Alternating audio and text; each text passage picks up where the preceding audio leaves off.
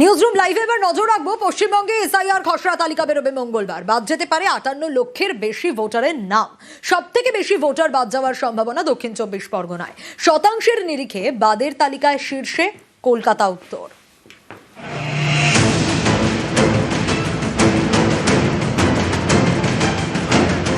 পশ্চিমবঙ্গে চলছে এসআইআর। মঙ্গলবার বেরোবে খসড়া তালিকা।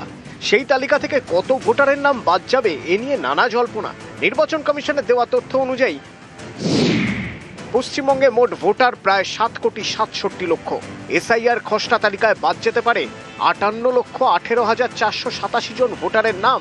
এছাড়াও এসআইআর ফর্মে 1,70,00,000 ভোটারের তথ্যে ত্রুটি ধরা পড়েছে। প্রায় 85 লক্ষ ভোটারের বাবার নামে ত্রুটি, প্রায় 24 লক্ষ ভোটারের আত্মীয়দের নামেও ত্রুটি। নির্বাচন কমিশনের তথ্য অনুযায়ী সব থেকে বেশি ভোটারের নাম বাদ যেতে পারে দক্ষিণ 24 পরগনায় 8,16,047, উত্তর 24 পরগনায় 7,92,064।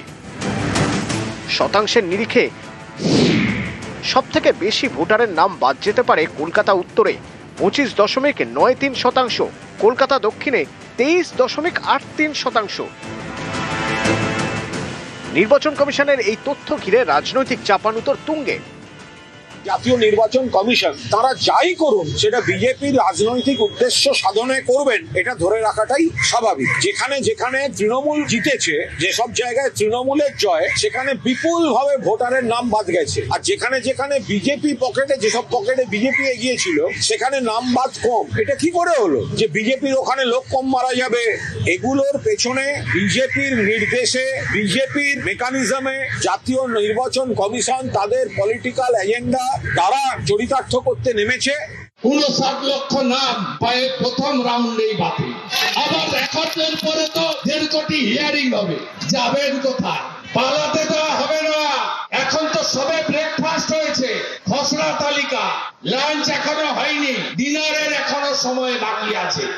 এসআইআর সেমিফাইনাল আর ফাইনালে বিহার का जीत हमारी है, बंगाल का बारी है। নিউজ 18 বাংলা। জীবিত ব্যক্তির এসআইআর ফর্ম আসেনি, অভিযোগ ফর্ম এসেছে মৃতদের। চাঞ্চল্যকর অভিযোগ নিউ আলিপুরে।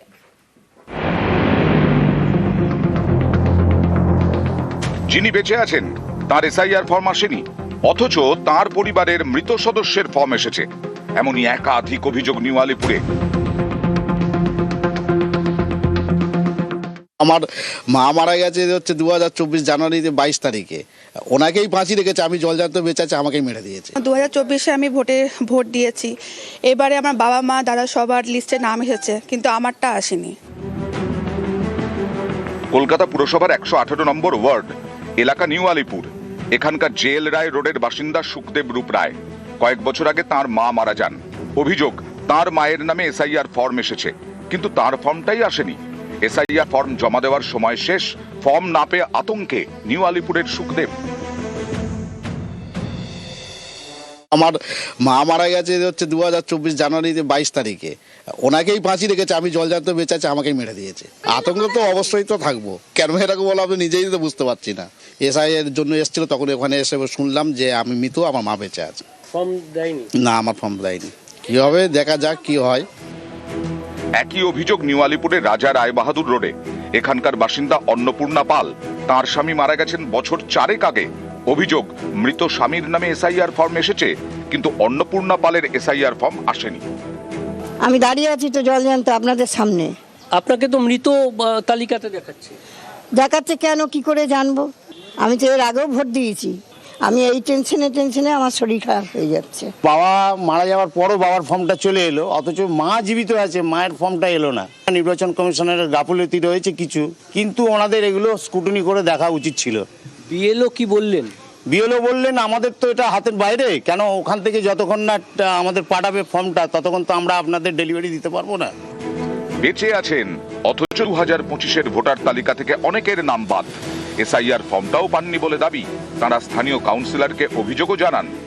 2002-এর লিস্টে নাম আছে এবং তারা 24-এ ভোট দিয়েছে, তাদের মৃত বলে দেখানো হয়েছে। আমি ইআরওকে ওভার টেলিফোন কথা বললাম সে বললো আমরা দেখছি, আপনাকে কালকে জানাবো। এটা আজকে বেশ কয়েকদিন হয়ে গেল, 5-6 দিন, তার কাছ থেকে কোনো রেসপন্স পাইনি আমি। এ নিয়ে নির্বাচন কমিশনে লিখিতভাবে জানিয়েছেন কাউন্সিলর বিশ্বজিৎ সাহা, নিউজ 18 বাংলা।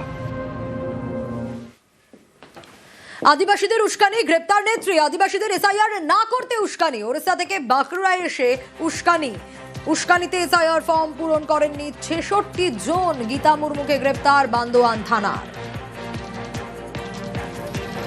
बाहर में जो बात हो रही थी कि 5,000 का, 6,000 का, 7,000 का, इसलिए उन लोग पकड़े हैं ना। मांझी सरकार गलत है, इस बातों की उन लोग पुलिस नहीं पकड़े हैं। तो जो भी हुआ, जो जिसके पास से 5,000 का रसीद, वो तो कोर्ट में प्रोड्यूस करेगा ना। जो कंप्लेंट क्लेम किया है कोर्ट में देखा जाएगा। আর বিএলওর বাড়িতে হামলায় 2 জন আটক। দুই নাবালককে আটক করা হয়েছে। বুধবার বিএলওর বাড়িতে ভাঙচুর, দরজায় লাথির অভিযোগ। খড়দার সূর্য সেন নগরের ঘটনায় আটক। সিসি ক্যামেরা ফুটেজে শনাক্ত 5 নাবালক। 3 নাবালকের খোঁজে তল্লাশি পুলিশের।